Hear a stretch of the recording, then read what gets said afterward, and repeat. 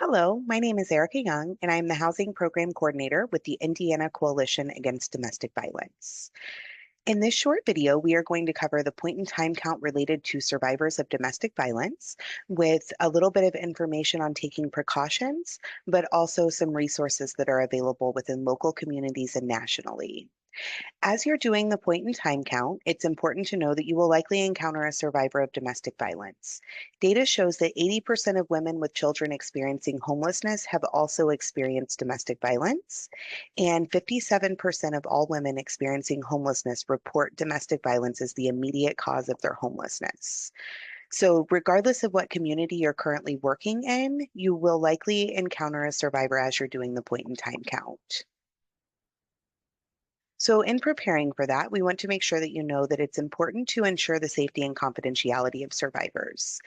While you're conducting the count and doing the interviews, you will want to make sure that you're asking questions in a private area, away from partners, friends, or family.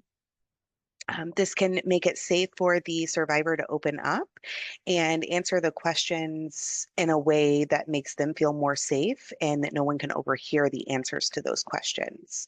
You also want to make sure that you're asking those questions in a trauma-informed way.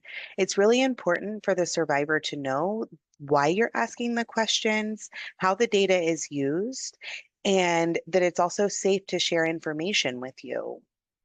You'll want to make sure that you are listening to survivors and that they feel you believe what they're telling you.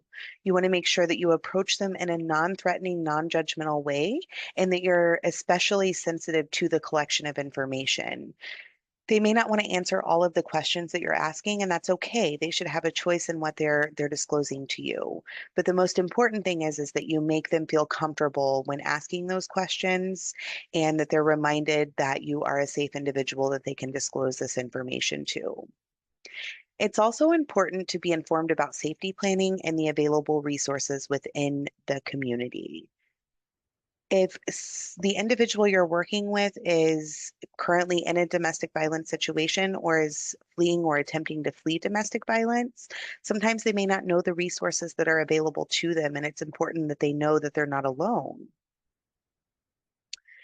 There are local resources that you can find through the Indiana Coalition Against Domestic Violence website. This link will provide you access to local programs. And I do want to make note that some communities may only have a shelter and other communities may only have non-residential service programs. Just because a community may only have a shelter doesn't mean that that's all that the program offers. Um, all domestic violence programs provide access to safety planning, which is super important. They can assist with filing protective orders. Some have access to legal assistance and economic self-sufficiency services, therapy, and support groups, among other supportive services that are beneficial for survivors on their journey. There's also a link here to the local rape crisis centers through the Indiana Coalition to End Sexual Assault and Human Trafficking.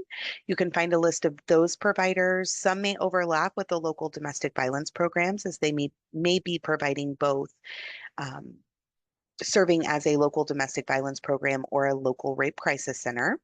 And then there are national resources, the National Domestic Violence Hotline, which is listed here at 1-800-799-7233. This will provide individuals who contact them access to safety planning and referrals to local programs and also other supports that may be helpful for them. And then there's also the Rape, Abuse, and Incest National Network's National Sexual Assault Hotline, which can be reached at this website or also by calling 800-656-HOPE. So these resources are super important for survivors to know about. It may not be the right time for them to reach out, or they may not want to reach out now, but just educating them that these resources do exist is super important. So as you are conducting your pit count and volunteering in the community, it's super important to know that help is there for survivors and you can provide those resources to get them access.